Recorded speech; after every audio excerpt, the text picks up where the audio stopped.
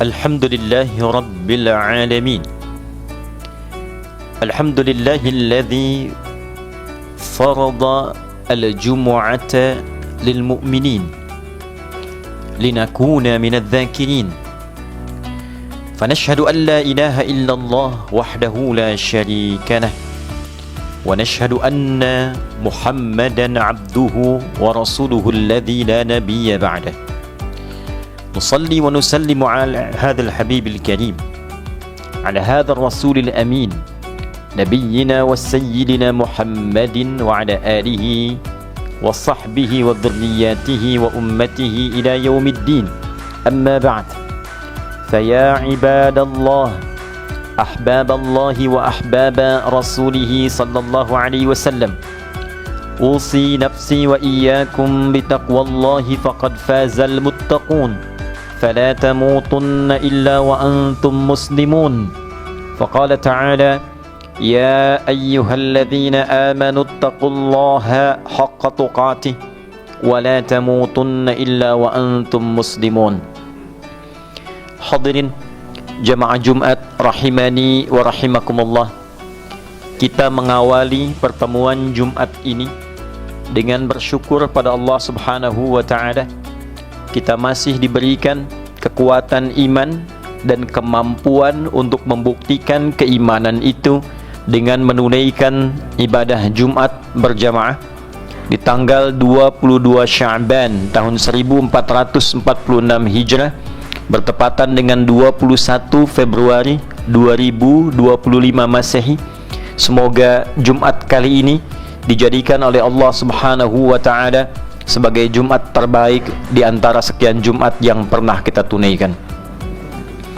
Hadirin, sebagai muslim kita menyadari dan meyakini bahwa kehidupan yang kita jalani di dunia ini adalah kehidupan yang sementara. Setelah itu kita akan berpindah kepada kehidupan berikutnya.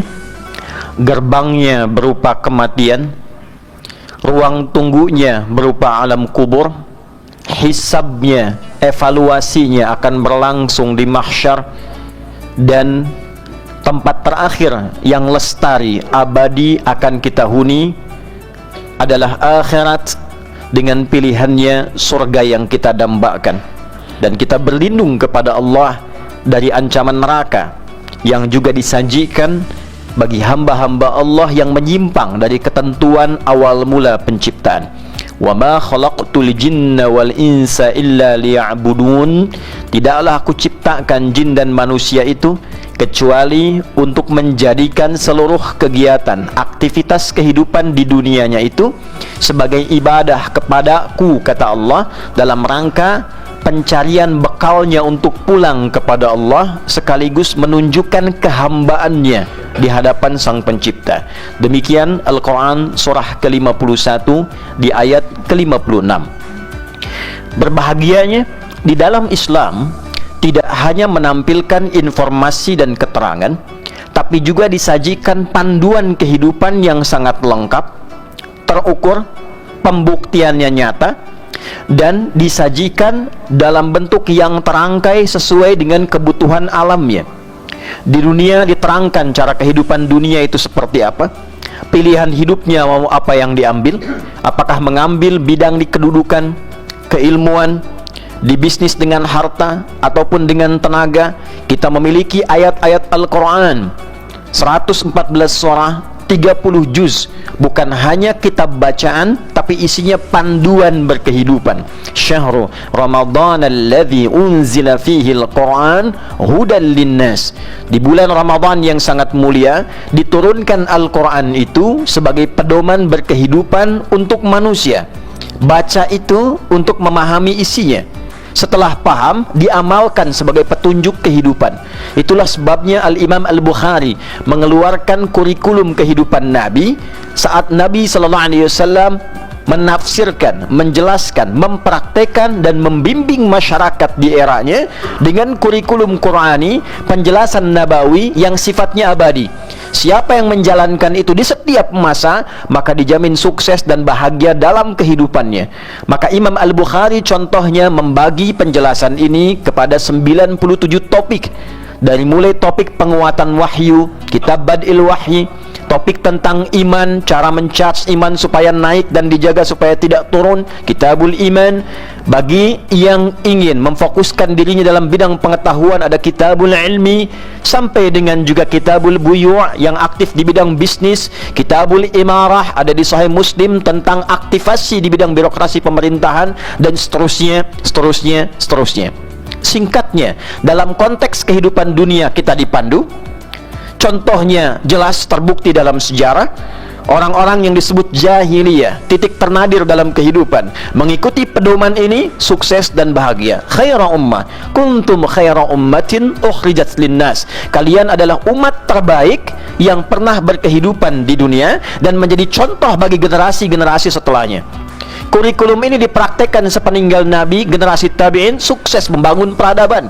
Bahkan era jauh setelahnya membangun peradaban di wilayah timur, di Irak dan sekitarannya, membangun peradaban di wilayah barat yang kita kenal dengan Iberia saat ini, dulu disebut dengan Andalusia, wilayah Portugal dengan Spanyol kekinian, bahkan dibawa ke Nusantara, membangun Nusantara dengan sedemikian majunya. Intinya, yang mengikuti pedoman ini, dunia terjamin. Bagi umat Islam, dunia ada pedomannya.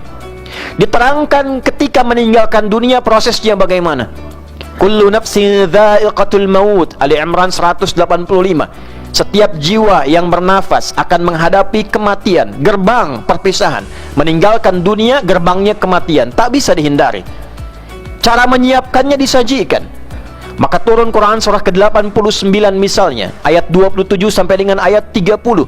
Ya ayyatuhan nafsul mutmainnah, irji'i ila rabbiki radiyatan mardiyah, fadkhuli fi ibadi wadkhuli jannati. Malaikatnya pun yang bertugas diterangkan. Quran surah ke-32 ayat yang ke-11. Qul yatawaffakum malakul mautil ladzi wukkila bikum.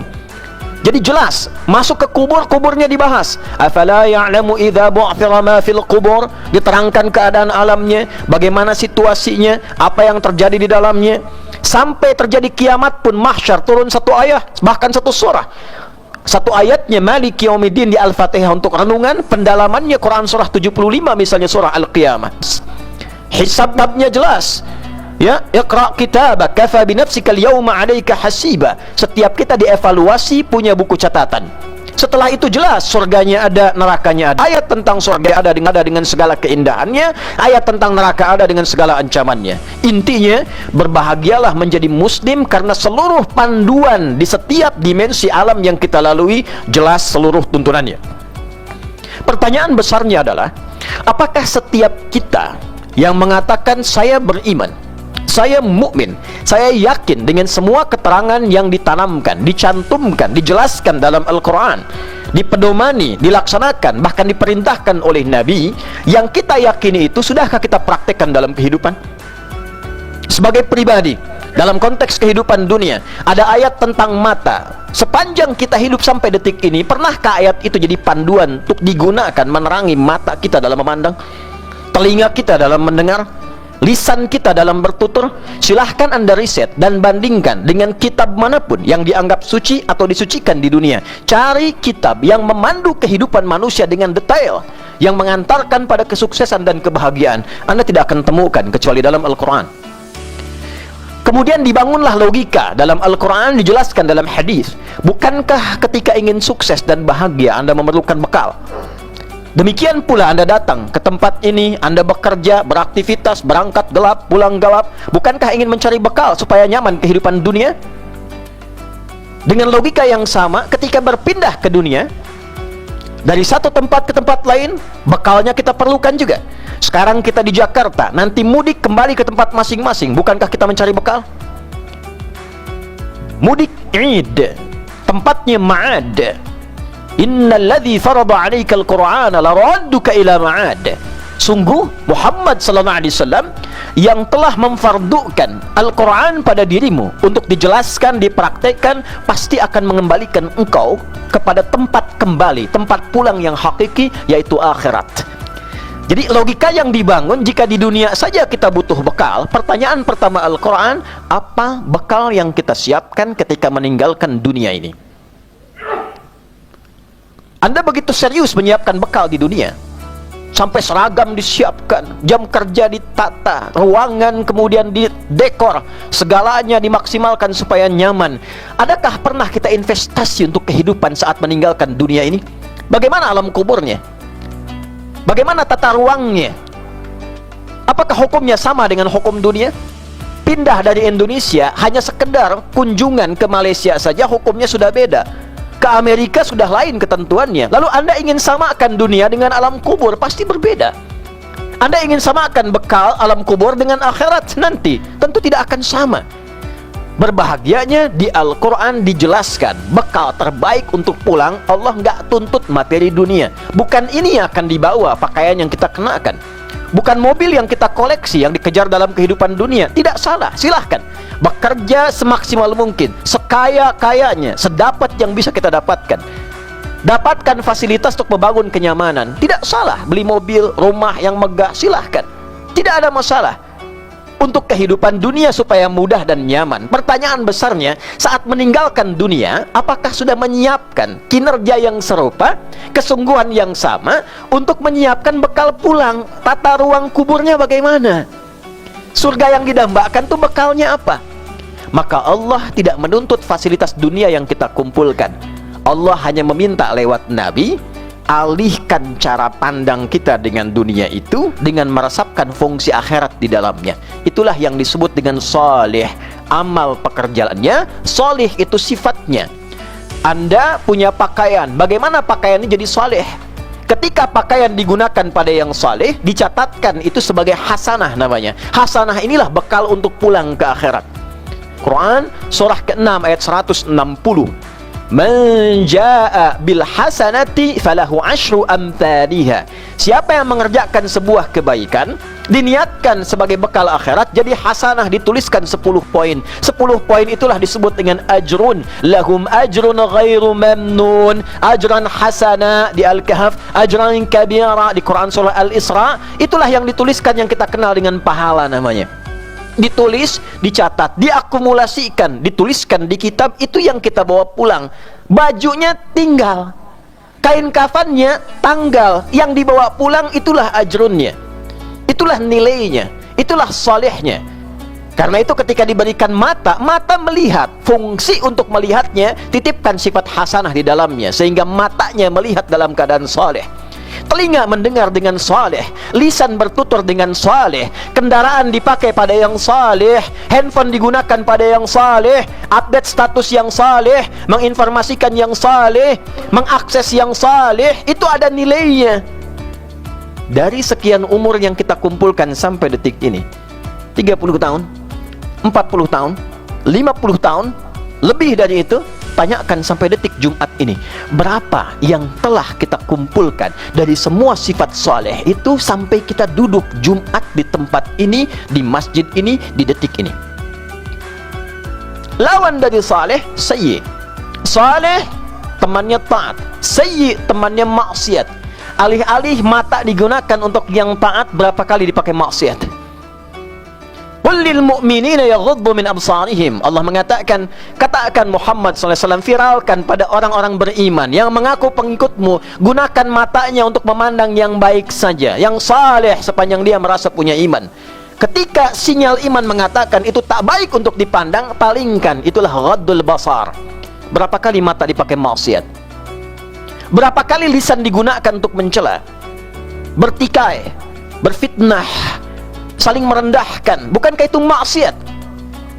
Agak mengherankan keterangan yang disampaikan oleh Sayyidina Ali bin Abi Thalib ketika menegaskan, beliau heran dengan keadaan manusia ingin ke surga tapi banyak berbuat perbuatan neraka, tidak ingin masuk neraka tapi banyak mengoleksi perbuatan-perbuatan yang bertentangan dengan itu semua. Alih-alih lisannya dipakai baik, digunakan pada yang tak baik. Demikian pula tangan sampai ke ujung kaki, fasilitas yang Allah berikan kepada kita. Pakaian dipakai apa? Buka koleksi lemari Anda di rumah, cek keluarga Anda, apakah seluruh pakaian itu pernah digunakan untuk ibadah, amal saleh, Atau jangan-jangan hanya dipakai untuk kebutuhan dunia? Keundangan, bikin yang baru, bikin sepatu yang bagus. Pernahkah Anda siapkan sesuatu yang baik untuk sekedar Jumat saja? Kendaraan yang Anda koleksi pernahkah mengantarkan Anda sholat ke masjid? Untuk sekedar ikut pengajian? Jangan-jangan sepeda yang paling bagus itu hanya pernah dipakai untuk keliling-keliling, tur, kadang ke luar negeri, dan dia dihisab, saudara. Harta itu akan dihisab. Wailul likulli humazatil lumazah alladzi jama'a malahu wa 'addadah yahsabu anna malahu akhladah. Sangat disayangkan dan cenderung celaka jika ada orang yang hanya hidup di dunia untuk mengoleksi materi dunia, menghitung-hitung itu, dan dia menduga inilah yang akan mengekalkan kehidupannya. Nah, ini yang kita kumpulkan. Sayangnya dalam beraktivitas kehidupan, tidak semua kita punya kesanggupan sempurna untuk menata ruang kehidupan kita yang baik menjalani dunianya, sekaligus di saat yang sama dapat poin akhiratnya. Hasanah untuk dunia, hasanah untuk akhirat. Bukankah itu doa yang sering kita panjatkan?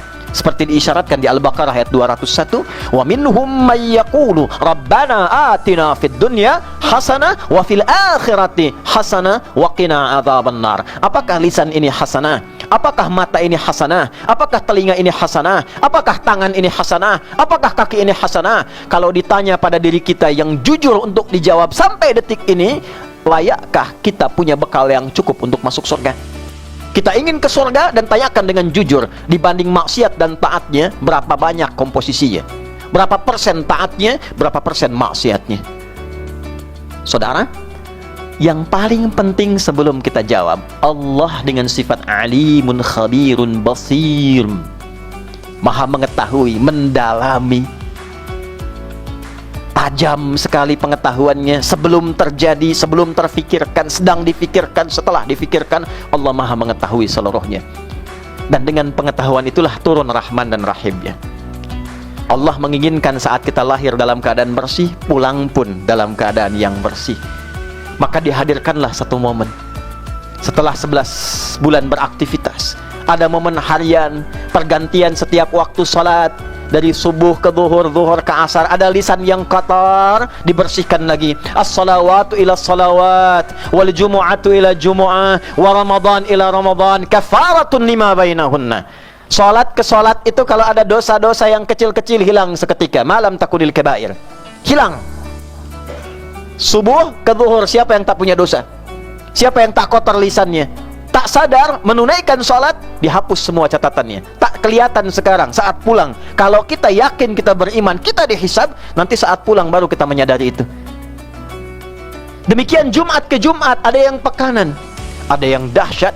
Itulah yang tahunan datang, 11 bulan akumulasi dosa. Kalau tiap hari nunggu ke waktu salat, tiap pekan nunggu ke Jumat, yang sebulan ini siang dan malamnya semua pengguguran dari seluruh dosa-dosa yang pernah dikerjakan.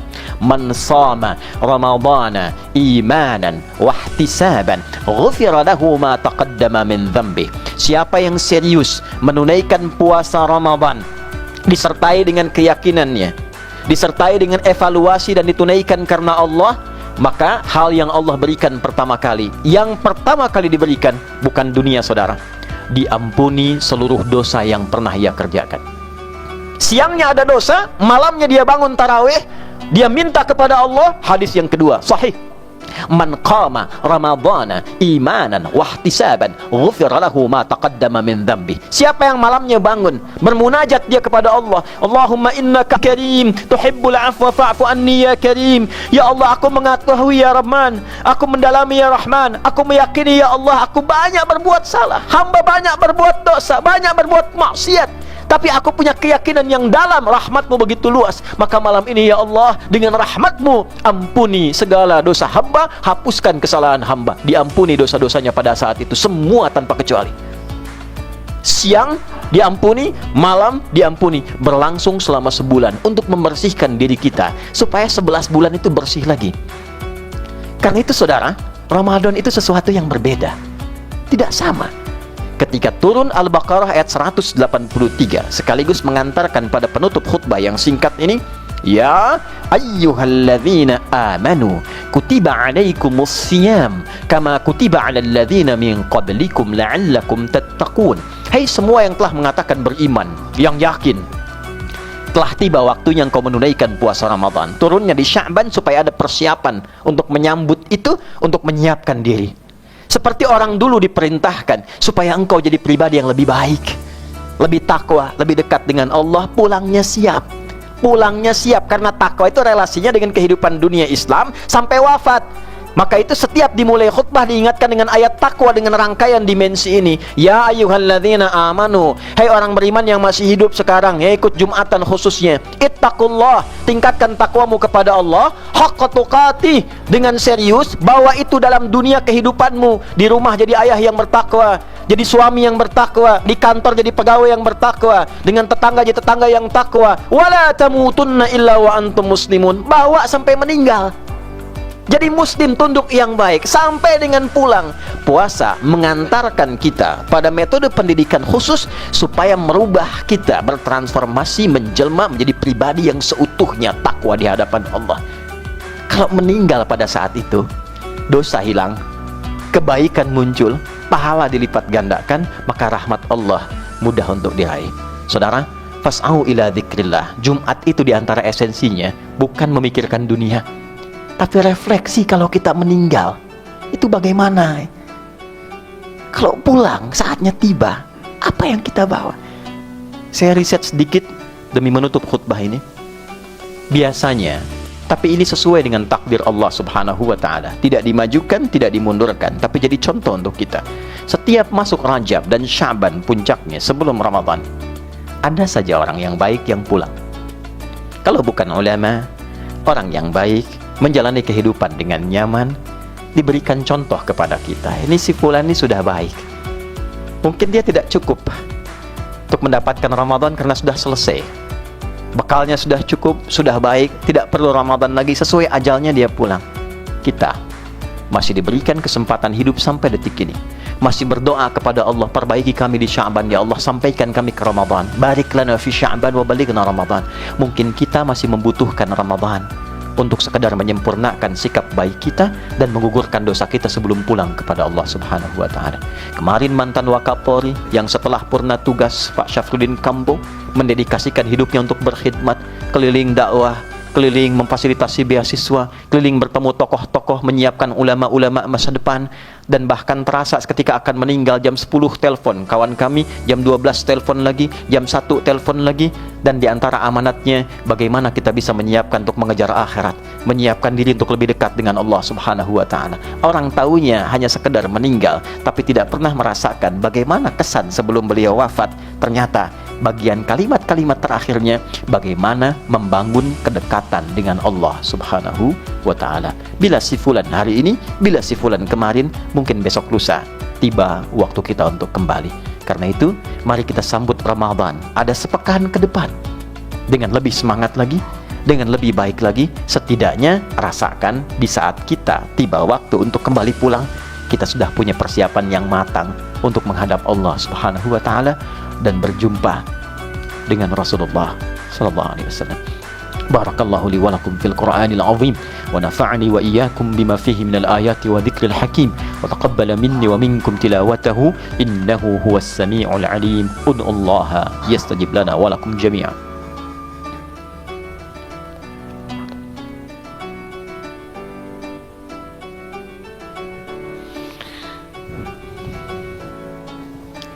Alhamdulillah wassalatu wassalamu ala rasulillah wa ala alihi wa sahbihi wa man walah. Asyhadu an la ilaha illallah wahdahu la syarika lah wa nashhadu anna Muhammadan abduhu wa rasuluhu alladzi la nabiyya ba'dah. Allahumma salli wa sallim wa barik ala hadzal nabiyil karim rasulikal mustafa al amin sayyidina Muhammadin wa ala alihi wa sahbihi ajma'in wa ba'd. Fa ya ibadallah, usi nafsi wa iyyakum bi taqwallahi faqad fazal muttaqun. فلا تموتن إلا وأنتم مسلمون. فقال تعالى يا أيها الذين آمنوا اتقوا الله حق تقاته ولا تموتن إلا وأنتم مسلمون. Hadirin, sebelum kita akhiri dengan doa, perkenankan khatib menutup dengan satu hadis untuk mengingatkan bagian potongan yang paling penting saja. Jibril pernah menyampaikan dalam satu riwayat Nabi Muhammad yang mengatakan ketika beliau akan naik ke atas mimbarnya, terdapat dalam Al-Mustadrak karya Al-Hakim An-Naisaburi dan hadisnya sahih. raghima anfu rajulin, di riwayat lain bu'dan liman adraka ramadhana falam yughfar lahu.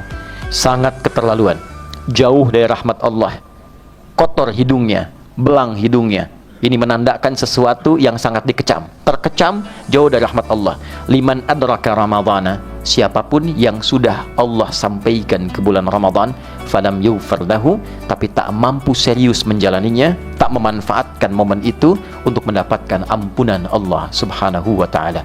Lalu Nabi mengatakan amin. Di riwayat lain Jibril yang mengatakan amin. Jarang sekali Nabi berdoa, Jibril mengaminkan, atau sebaliknya Jibril yang berdoa, Nabi yang mengaminkan. Ini yang lebih jarang lagi, karena doa Nabi langsung terijabah, tapi di sini ada dua sifat amin dari dua sisi yang berlawanan. Semoga kita dijauhkan dari itu semua. Semoga diberikan kekuatan yang mantap untuk menyiapkan diri dengan Ramadan, dan boleh jadi Ramadan tahun ini mungkin Ramadan terakhir yang akan kita hadapi dalam kehidupan kita. Mari kita berdoa. Mudah-mudahan doa kita diterima oleh Allah Subhanahu wa taala dan diberikan kekhusyuan mendalam untuk diri kita seluruhnya tanpa kecuali. Innallaha wa malaikatahu yusalluna 'alan nabi ya ayyuhalladzina amanu sallu 'alaihi wa sallimu taslima. Allahumma salli wa sallim wa barik 'ala hadzal nabiyil karim رسولك المصطفى الأمين نبينا وسيدنا محمد وعلى آله وصحبه أجمعين. نحمدك يا ربنا حمدا شاكرا حمدا ناعما حمدا يوافي نعمه ويكافي مزيده. يا ربنا لك الحمد ولك الشكر كما ينبغي لجلال وجهك الكريم ولعظيم سلطانك. اللهم يا رحمن الرحيم برحمتك نستغيث. اللهم يا رحمن الرحيم إنا نسألك أن ترحمنا جميعا. يا الله yang penuh kasih, penuh sayang, dengan sifat kasih sayangmu, kami memohon seluruh rahmatmu untuk kami saat ini, setidaknya yang menunaikan Jumat di detik ini. La tada' lana fi maqamina hadha dzamban illa ghafarta. Ya Allah, jika ada di antara jamaah yang datang membawa dosa, mohon gugurkan seluruh dosa-dosanya sebelum ia meninggalkan Jumat ini. Wala hamman illa farajtah. Jika ada di antara kami yang membawa kegelisahan datang di Jumat ini, tenangkan hatinya sebelum meninggalkan Jumat ini. Allahumma wala asiran illa yassartah. Jika ada di antara kami yang datang ke Jumat ini membawa kesulitan, mudahkan seluruh kesulitannya di Jumat ini. Wala maridan illa syafaitah. Dan jika ada di antara kami, ya Allah, hambamu yang sedang sakit, maka mohon angkat dan sembuhkan penyakitnya. Nakhussuka ya Allah bi akhina Setiawan Ikhlas. Allahumma shfi shifaan ajila, shifaan la yughadiru saqama ya arhamar rahimin. Allahumma wala hajatan min hawaijid dunya wal akhirati fiha laka ridwan wa fiha lana salah illa qadaitaha ya arhamar rahimin. Ya Allah, jika ada satu hajat, keinginan tersembunyi dalam satu di antara hati kami, di antara jamaah, sepanjang itu baik untuk dunia dan akhiratnya, maka kabulkan seluruh permohonannya. Allahumma khfad biladana Andalusiyah waj'alha baldatan tayyibatan wa anta tardaha wa khfad umara'aha waj'alhum ya Allah adilin yukhaffifu hisabahum yaumal qiyamah. Ya Allah, mohon jaga negeri tercinta kami Indonesia. Satukan kami, jauhkan dari perpecahan. Jaga para pemimpin kami, berikan hidayah pada mereka untuk bersikap adil yang meringankan hisab mereka di hari kiamat. Allahumma khfad ulama'ana waj'alhum mukhlasin lakad-din. Ya Allah, mohon jaga para ulama kami, satukan para ulama kami, jauhkan dari perpecahan, jadikan ulama yang mencerahkan dan membawa kami kepada umat yang baik berkemajuan. Allahumma barik ya Allah hadzal masjid Nurul Ikhlas wa hadzal makan ya Allah ya arhamar rahimin. Ya Allah, berkahi masjid ini, berkahi setiap tapak di tempat perusahaan ini ya arhamar rahimin. Jauhkan dari maksiat, jauhkan dari keburukan, jadikan mereka semua yang ada di gedung ini ya Allah menjadi bersaudara, berkeluarga. Alif bainahuma ya Allah kama allafta ibadakal muslimin. Ya Allah, satukan hati mereka dalam kebaikan, jadi keluarga yang baik seperti Engkau satukan orang-orang soleh di masa lalu, bainal muhajirin wal ansar, antara muhajirin dan ansar, dan orang-orang terbaik yang pernah berkehidupan di muka bumi ini. Allahumma barikna fi hadzal sya'ban wa ballighna Ramadan. Ya Allah, mohon berkahi kami, siapkan diri kami di bulan Sya'ban ini dan sampaikan kami di bulan Ramadan dengan ketakwaan yang paripurna. Rabbana atina fid dunya hasanah wa fil akhirati hasanah wa qina adzabannar. Bifadlika subhana rabbika rabbil izzati amma yasifun wa salamun alal mursalin walhamdulillahi rabbil alamin. Ibadallah, innallaha ya'muru bil 'adli wal ihsan wa ita'i dzil qurba wa yanha 'anil fahsya'i wal munkari wal baghi ya'idzukum la'allakum tadhakkarun wa la dzikrullahi akbar wallahu ya'lamu ma tasna'un. Aqimus shalah yarhamukumullah. Allahu akbar, Allahu akbar.